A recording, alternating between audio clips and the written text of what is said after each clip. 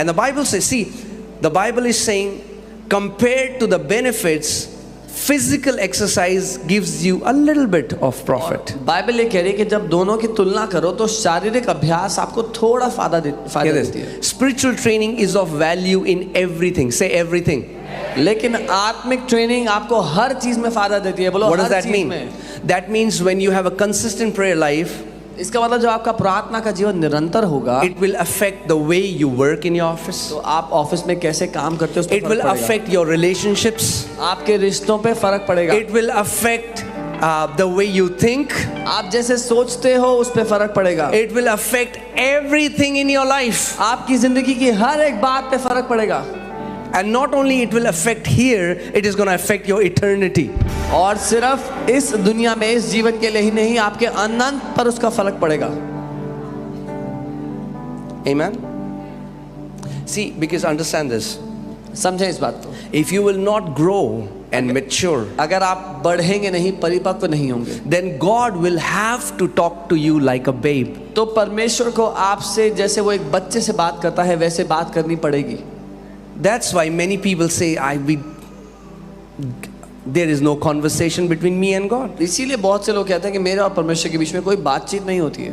Have you seen how we talk to infants? आपने देखा है नए जन्मे बच्चों से कैसे बात करते हैं? No, it says, और कैसे हो बच्चे? No, people say, Gucci Gucci, Gucci Poochie. You don't have real talk. आप उनसे असली बात नहीं कर पाते हो. There are some believers, God is saying, Gucci Gucci. कई विश्वासियों से Because परमेश्वर they are infants all their life. क्योंकि वो जिंदगी भर छोटे बच्चे बने But रहे. when you start to grow up, लेकिन जब आप सयाने होने लगते God हो, begins to have real conversations with you. परमेश्वर आपसे असली बातचीत करना शुरू करता है. Amen. See, whenever you're talking to somebody, when you're talking to a kid, you cannot talk to them from your intellectual level. You'll have to come down to their level because you're talking to a kid. जब आप किसी बच्चे से बात करो तो आप अपने ज्ञान के स्तर से उनसे बात नहीं कर सकते. आपको उनके स्तर पे आके बात करना होगा. Amen.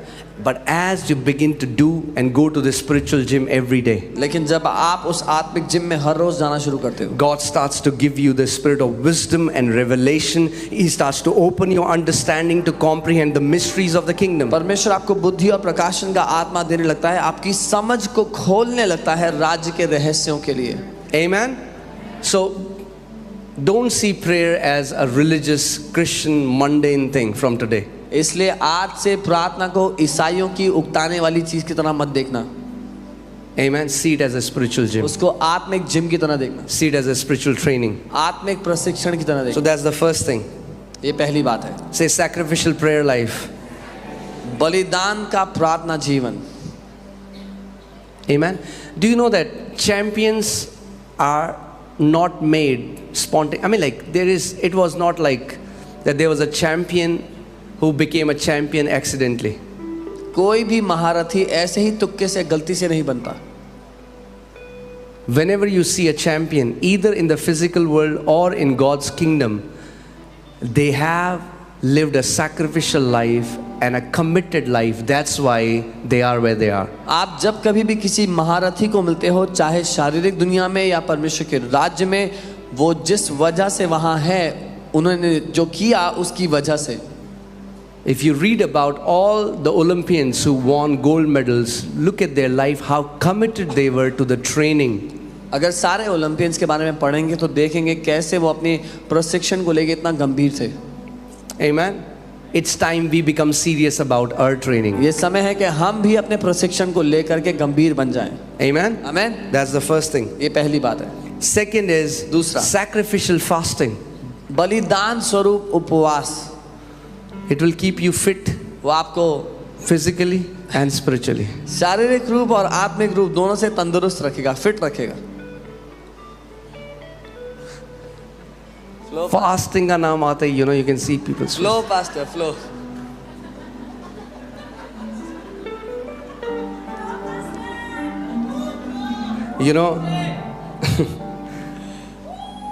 So many people are so afraid of fasting, इतना डरते घबराते हैं उपवास के. and that's why you can see bank all around them. इसीलिए उनके चारों ओर आपको एक बैंक मिलता है.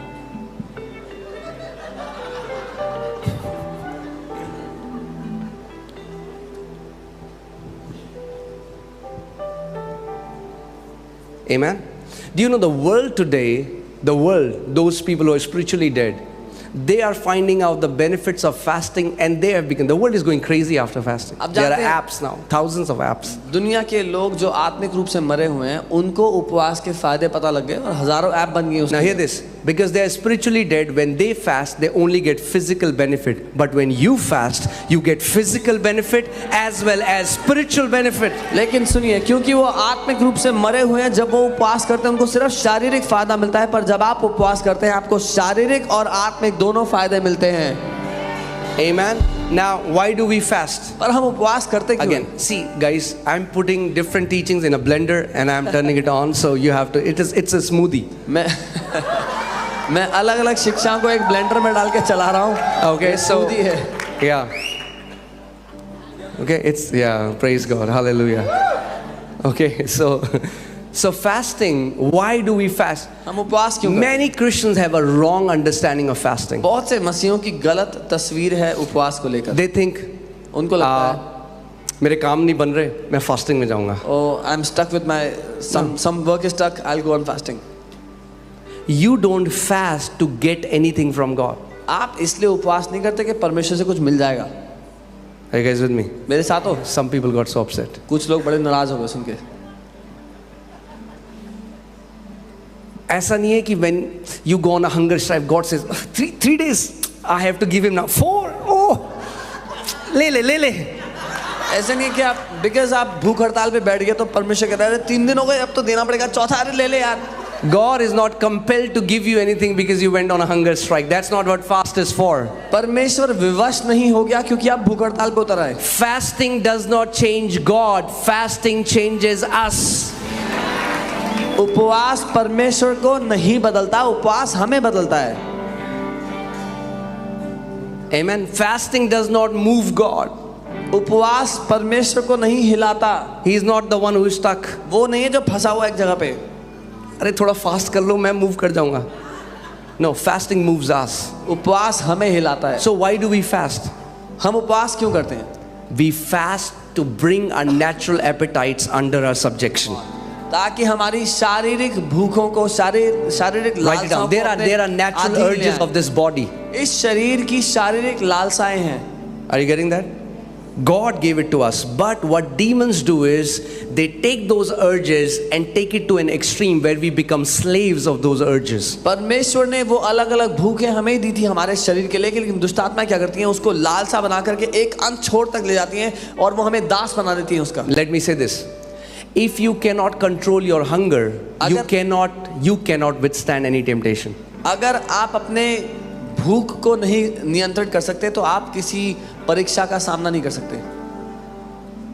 Let me say that again. दोबारा कहता हूँ, If you cannot control your hunger, if you cannot withstand your hunger, you cannot withstand any temptation.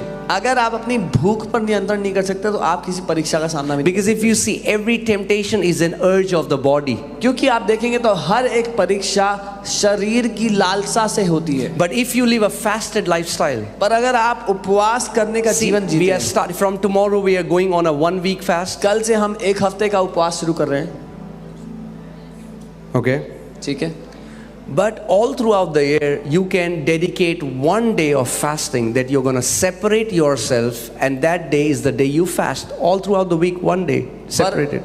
इस आने वाले पूरे साल में हफ्ते का एक पूरा दिन आप अलग कर सकते हो परमेश्वर के लिए, उपवास के लिए। And in that day, you pray in tongues, you read the word of God, और उस दिन में आप अन्य भाषा में प्रार्थना करो, परमेश्वर का वचन and पढ़ो। you will know that when you have started to live, when you have started to fast and pray, these urges that were controlling you, these natural appetites have come under your subjection. और आपको पता लग जाएगा जब आप उपवास का जीवन जीते हैं तो ये शरीर की भूखें जो आपका नियंत्रण करती थी आपके अधीन आ गई हैं। Amen. Hallelujah. What can be natural urges? क्या हो सकती है वो शारीरिक Hunger, लालसाएं, sexual या urge, भूख, sleep. खाने की या सेक्सुअल अर्ज, सोने की। Some people cannot control their sleep. कुछ लोग अपनी नींद को Some कंट्रोल people नहीं कर cannot पाते। control their hunger. कुछ लोग But भूख when को you कंट्रोल start नहीं to कर live a fasted lifestyle, पाते। पर जब आप उपवास का जीवन जीते your हो natural urges will come under your subjection. आपकी शारीरिक लालसाएं आपके अधीन आ जाएंगी. And fasting makes your spirit sensitive to God. So why do we fast? Hear this. We fast mainly to get a direction from God. और उपवास करना आपकी आत्मा को संवेदनशील बनाता है परमेश्वर से निर्देश पाने के लिए. उपवास करना आपको परमेश्वर से निर्देश लेने में आसानी बना देता है. Hallelujah! You know why I did that, right? Amen. Hallelujah. Praise God. You said flow, I'm flowing. That's how I flow. Amen. इसको बोलते हैं करेक्ट करना बिना कंडेमनेशन के. This is called correcting without condemning.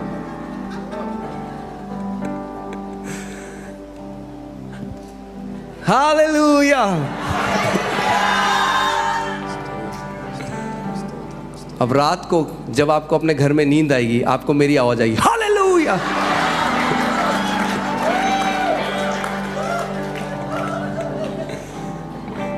Amen. So that's the second thing. So ये दूसरी बात है.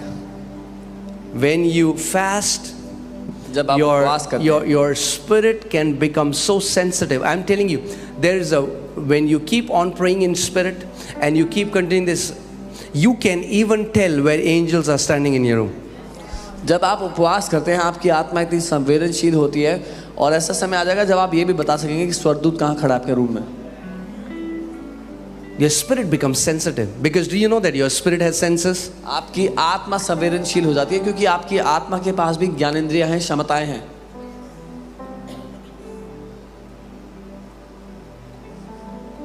Amen. You will have access to information that was not given to you from your natural senses. आप उस जानकारी को पालेंगे जो आपने अपनी शारीरिक सेंसेस से नहीं पाई है. You know, there were times I would sit and I was working or pray. I was working one time in my office and suddenly I felt this fire like just falling on my head. Now, if I would have not been spiritually sensitive, I would have missed it. But I could discern that it's fire is being poured out on my head. So I asked the Lord, Lord, what is it? And He told me the name of the person who was praying for me at that time. I called that person, confirmed it, that person was praying for me at that time. और office में बैठे बैठे कई बार ऐसा होता था कि मुझे लगता था कि जैसे आग मेरे ऊपर उतर के आ गई है और मैंने जैसे ही मैं वो महसूस करता था, मैं पूछता था प्रभु ये क्या है. तो प्रभु ने मुझे नाम बताया उस व्यक्ति का जो मेरे लिए प्रार्थना कर रहा है. मैंने उसको कॉल किया, कंफर्म किया तो वो मेरे लिए प्रार्थना कर रहे थे. लेकिन अगर मैं संवेदनशील ना होता उसके लिए तो ना होता मेरे साथ वो. Amen. As you keep going to this spiritual, okay, जब आप इस आत्मिक जिम जाते रहोगे, that was first warning. पहली वार्निंग थी. As you keep going to the spiritual gym, you can become so sensitive. I have met people and they are saying something else, but from the ears of my spirit, I am hearing their real motives. जब आप आत्मिक अभ्यास करते रहोगे आप इतने संवेदनशील हो जाओगे. मैं लोगों से मिला जो अपने मुंह से तो कुछ और कह रहे थे पर उनका दिल कुछ और कह रहा था. मैं अपनी आत्मिक कानों से उनके दिल की बात को सुन रहा था.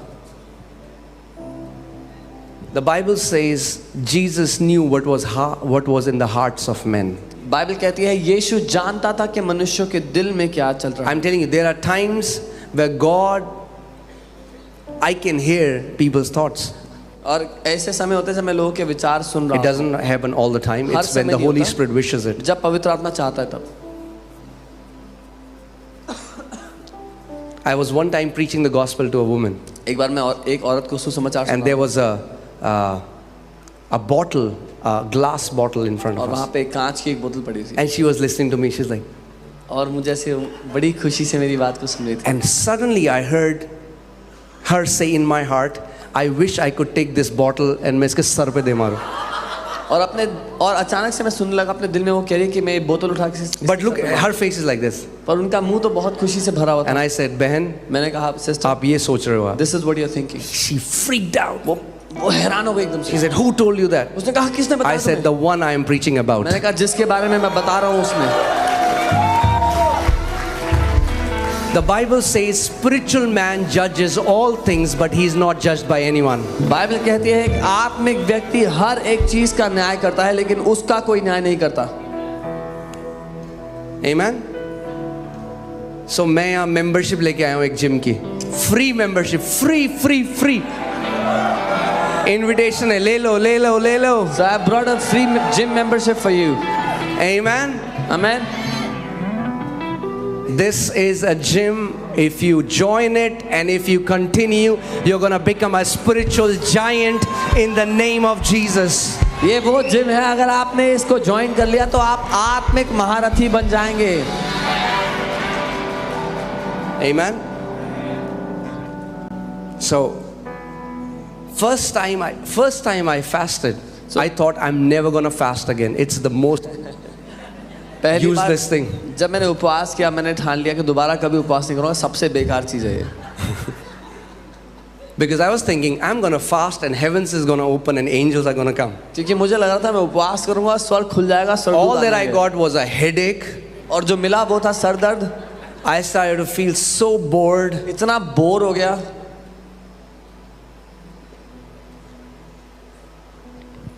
That's why it's a sacrifice. इसीलिए वो एक बलिदान है.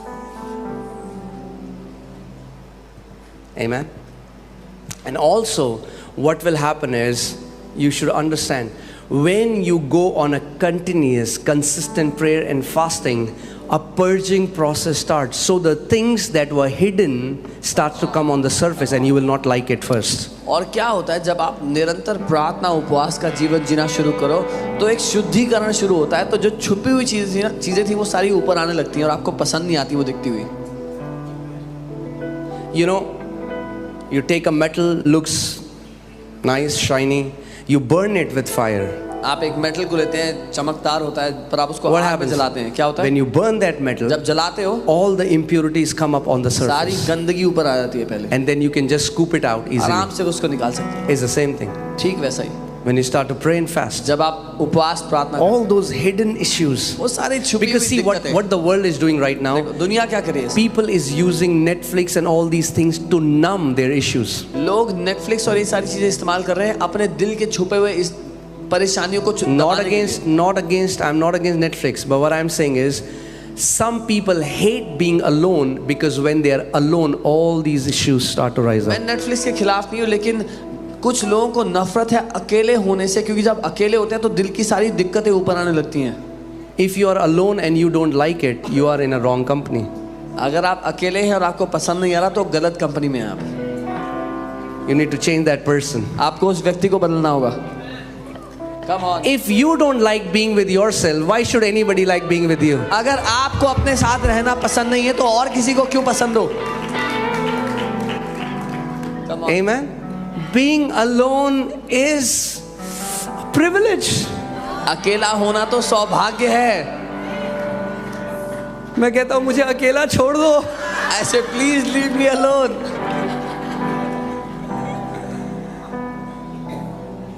Amen.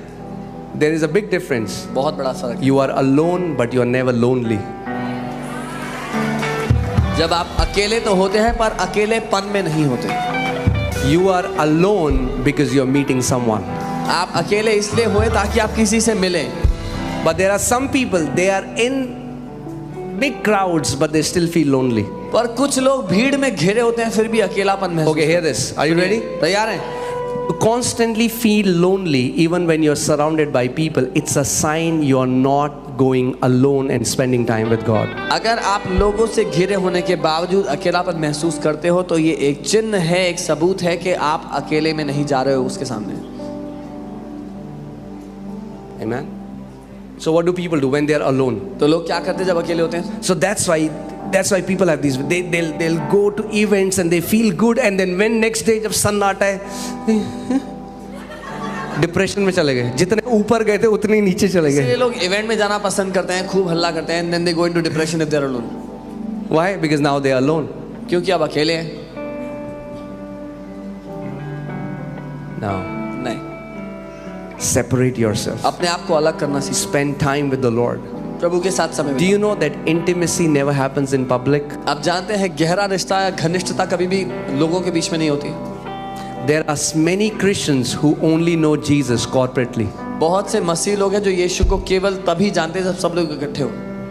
They never meet him alone in their room. वो उसको कभी अकेले अपने कमरे में नहीं मिलते. Do you want to be intimate with your father? क्या आप अपने पिता के साथ घनिष्ठता में जीना चाहते हो? Then spend time with him when you're alone. तो उसके साथ समय बिताओ जब अकेले हो तो। Oh man, 12 बजने वाले हैं. I should finish my word before that.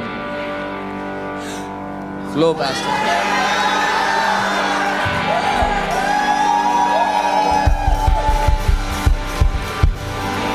Flow pastor. Okay. So, in Matthew chapter 6, Jesus gave us combination of three things to do, and if we do that, it's so powerful. मत्ती 6 में यीशु ने हमें एक combination दिया 3 चीजों का। अगर हम He said, when you fast, बोला जब तुम उपवास करो, when you pray, जब तुम प्रार्थना करो, and when you give. और जब तुम दो।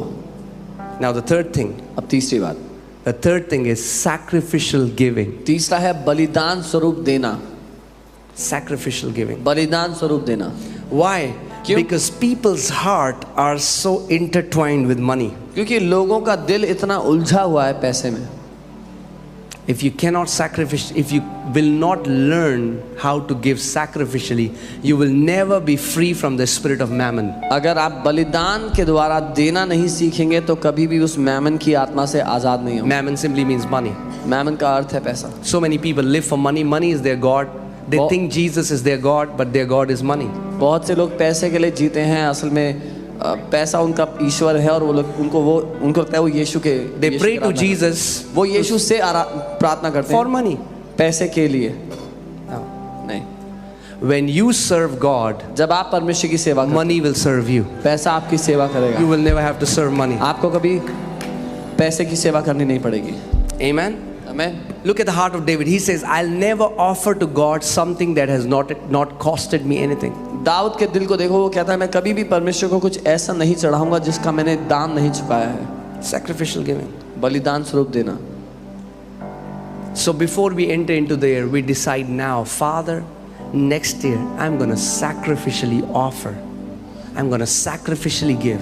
तो इस साल में प्रवेश करने से पहले हम ठान लें कि मैं बलिदान स्वरूप दूंगा, बलिदान स्वरूप अपनी भेंट परमेश्वर को दूंगा। Amen. And I've always told you and I will always tell you, we never tell you to do something which we have not done it first. और हमेशा आपको मैंने बताया और बताऊंगा कि हम आपको कुछ भी ऐसा करने के लिए नहीं कहते जो पहले हमने नहीं किया। I have been teaching this to my leaders first, that January is the month of sacrifice. We're going to sacrificially pray, we're going to sacrificially fast, and we're going to sacrificially give. मैं पहले अपने leaders को सिखाता आया हूँ कि जनवरी महीना होगा बलिदान स्वरूप जीने का। हम बलिदान स्वरूप उपवास करेंगे, बलिदान स्वरूप प्रार्थना करेंगे, बलिदान स्वरूप देंगे। Why? Because praying, fasting and giving takes care of three things of our life: the lust of eyes, the lust of flesh, and the pride of life. क्योंकि उपवास करना, प्रार्थना करना और देना हमारे जीवन की 3 बातों को देख लेता है, उनका ध्यान उनको साफ कर देता है। वो है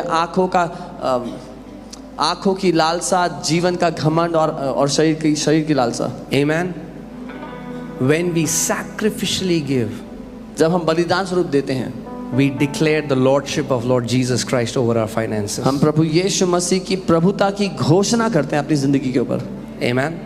So right now, you know, majority of Christians do a cause-based giving. You give them a cause. अधिकतर मसीह लोग एक मुद्दे को लेकर, एक विषय को लेकर देना जानते I हैं। get so many emails. There are guys from UK, from Canada. They say, Pastor, if you need anything, please tell us. I said, I'll never tell you. मुझे बहुत से लोगों के ईमेल आते हैं यूएस, यूके से, Canada से, pastor अगर आपको कुछ चाहिए तो बताना। मैं कहता हूँ कभी नहीं बताऊंगा तुम्हें। The house of God is not running at your mercy. You give sacrificially for you and your family. परमेश्वर का घर तुम्हारी दया पर नहीं चलता, तुम बलिदान स्वरूप दो अपने घर के लिए, अपने लिए। Amen. We are not doing charity. हम यहाँ पर God's चंदा house. नहीं कर रहे हैं। It's a sacrificial seed. It's a privilege that you, as long as you are alive, you can bring a sacrificial seed to ये God. बलिदान का बीज है। ये सौभाग्य है कि जब तक हम जिंदा हैं परमेश्वर के लिए कुछ दे सकते हैं बलिदान के रूप में। I'm telling you, the day it will be our last day, this is what I feel. मुझे ऐसा लगता है कि And I still feel this. और अभी भी रहता है। Whenever God tells me to give or whenever I give sacrificially, I always feel, Lord, why is it so less? जब कभी परमेश्वर देने के लिए कहते हैं, मैं सोचता हूँ प्रभु इतना कम क्यों दे रहा हूँ। And I know the day, last day, when we are about to enter eternity, we would always think, why didn't I do more? और Why मुझे didn't पता I live more? Why didn't I pray more? Why didn't I fast more? Why didn't I give more? जब आखिरी दिन होगा हमारे जीवन का, अनंत में प्रवेश करने से पहले हम यही सोचेंगे कि प्रभु मैंने और क्यों नहीं दिया, मैंने और क्यों प्रार्थना नहीं किया, और क्यों उपवास नहीं किया। Amen. I've told you, the entire leadership of this church, we always do it first before coming and telling it to people. मैंने आपको बताया, पहले इस कलीसिया के जो लीडर्स हैं वो मिलकर के करते हैं, आपको कुछ आकर कहने से, बताने से पहले। There are leaders, I'm telling you, there are leaders in this church who sold their car मैं आपको बता रहा हूँ, and gave it to the church when we came here. इस चर्च में लीडर्स हैं जिन्होंने अपनी गाड़ी बेच दी और जो मिला वो यहाँ चर्च के लिए दे दिया। जब A हम यहाँ आए थे, sacrificial seed is like a sweet smelling aroma to the Father. बलिदान स्वरूप जो बीज है वो परमेश्वर पिता के लिए एक मीठी सुगंध है। Amen. Isn't that crazy? क्या ये हैरानी की बात नहीं है? That whatever we needed for church, 60% was raised just by leaders. कि जो कुछ इस चर्च को बनाने के लिए हमें चाहिए था उसका 60% लीडर्स ने ही रेज किया। सिर्फ Every leader gave sacrificially. हर एक लीडर ने बलिदान स्वरूप And that's why we see the blessing of God in this church. और इसीलिए परमेश्वर की आशीष Because we never teach you to do something that we don't do, because otherwise we'll stand as hypocrites before क्योंकि God. हम आपको कुछ भी ऐसा करने के लिए नहीं सिखाते जो हम खुद नहीं करते, नहीं तो हम परमेश्वर के सामने So this is what I have decided. Lord, तो मैंने whatever I gave last year, कि प्रभु जो कुछ मैंने पिछले साल दिया है I am gonna greatly increase it this year. मैं उससे बढ़ोतरी से इसको बहुत बढ़ा के इस साल I'm gonna keep on increasing. और बढ़ाता It रहूंगा। will be my sacrificial seed. वो मेरा बलिदान का बीज होगा। Amen. हमें Hallelujah. And the fourth is और चौथी बात है 3 minutes. Flow pastor flow. Hallelujah. And the fourth thing is sacrificial commitment to God's house. चौथी बात है बलिदान पूर्वक वचनबद्धता परमेश्वर के घर के लिए। Amen. Some people come to church like they are going to watch a movie. कई लोग चर्च ऐसे आते हैं जैसे मूवी देखने जा रहे हैं। So they say, you cannot ask me anything. I'm not accountable here. I have come to watch a show. If I like it, I'll maybe come back. If I don't like the show, I'll go to some other show. वो कहते हैं मुझसे कुछ पूछ नहीं सकते, आप मुझसे कोई सवाल नहीं कर सकते, मैं एक शो देखने आया हूँ, ये शो पसंद आएगा तो अगली बार आऊँगा, नहीं तो किसी और जगह जाऊँगा शो And देखने। they live as vagabonds all their life, roaming here and there. वो जिंदगी भर भटकते रहते हैं यहाँ से वहाँ। Find out who your spiritual family is. Submit and be planted in that house. पता लगा लो आपका आत्मिक परिवार कौन सा है, वहाँ अधीन हो जाओ, समर्पित हो जाओ जीवन के लिए इस And परिवार be में, committed to God's house. और परमेश्वर के घर के लिए वचनबद्ध हो जाओ। Amen. Be committed to God's house.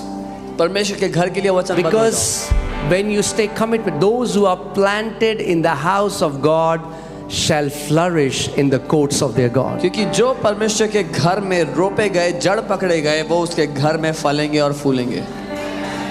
And you know, we have seen, I mean, like we talk about this.